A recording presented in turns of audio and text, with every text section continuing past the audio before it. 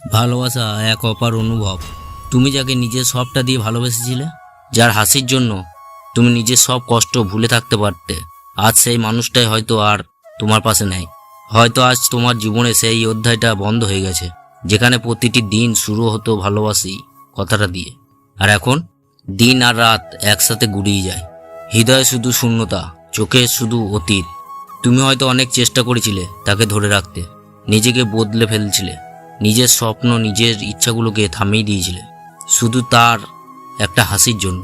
কিন্তু তবুও সে একদিন চলে গেছে, শুধু স্মৃতি রেখে গেছে, সেই মুহূর্তগুলো রেখে গেছে যেগুলো আজ চোখের জল আনে আর বুকের ভেতর হাহাকার তোলে। তুমি এখন ভাবছো সব শেষ, আমার জীবনে আর কিছুই বাকি নেই।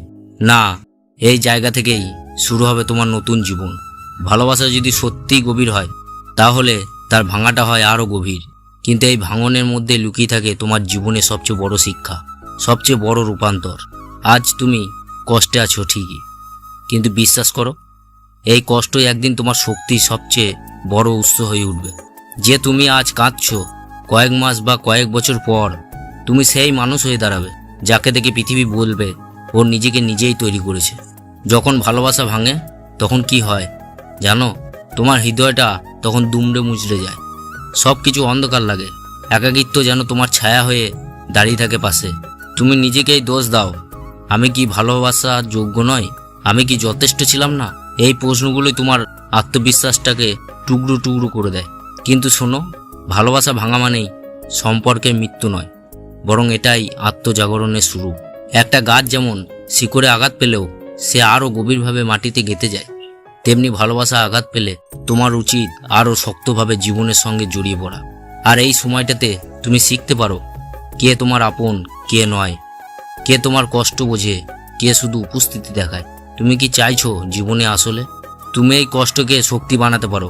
নিজের কেরিয়ার, নিজের স্বপ্ন, নিজের শরীর, নিজের মন, সব কিছুকে নতুন করে সাজিয়ে তুলতে পারো। যেমন দেখো না, করণ জোহর নিজের জীবনে একাধিক ভালোবাসা অপ্রাপ্তি সত্ত্বেও তিনি কখনোই ভেঙে পড়েননি, বরং নিজের আবেগকে পরিণত করেছে সৃষ্টিশীলতা শক্তিতে। আজ তিনি একজন সফল পরিচালক, প্রযোজক ও লেখক। তিনি নিজের ব্যক্তিগত জীবন নিয়ে খোলামেলা কথা বলেন এবং ভালোবাসাকে সম্মান করেন। আর এ থেকেই আমরা শিখতে পারি যে জীবন যদি ভালোবাসা নাও পায়, তুমি নিজেকে ভালোবেসে, নিজের কাজকে ভালোবেসে অসাধারণ কিছু সৃষ্টি করতে পারো।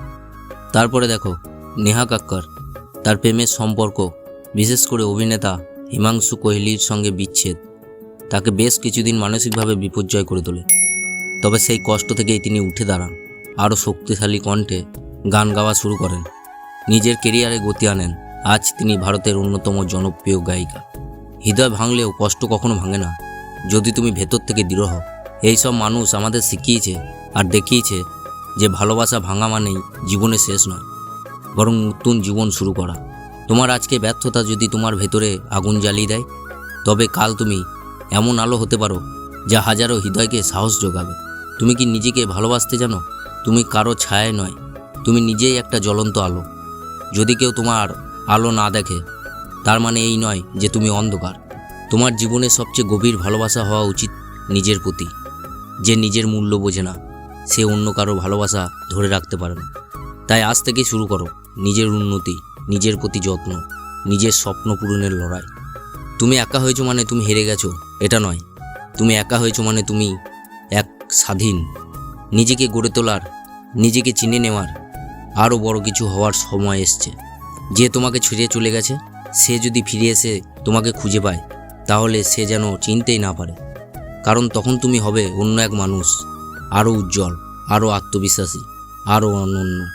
আজ যদি তুমি ভেঙে পড়ে থাকো, তাহলে বলছি এটাই তোমার জীবনের টার্নিং পয়েন্ট।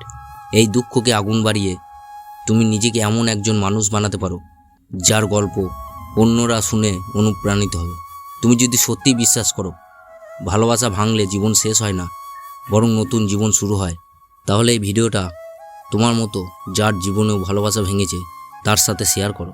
কমেন্টে লিখে জানাও তুমি কেমনভাবে তোমার কষ্টকে শক্তিতে পরিণত করেছো। আর হ্যাঁ, সাবস্ক্রাইব করো মেঘনাদ মোটিভেশন কুইট। পরের ভিডিওতে আবার নিয়ে আসবো নতুন কোনো কন্টেন্ট নিয়ে, যেটা তোমাকে আরও অনুপ্রেরণা জাগাবে। ধন্যবাদ। মনে রেখো, তুমি যেটা হারিয়েছো সেটা গুরুত্বপূর্ণ, কিন্তু তুমি নিজে তার থেকেও অনেক অনেক বেশি মূল্যবান।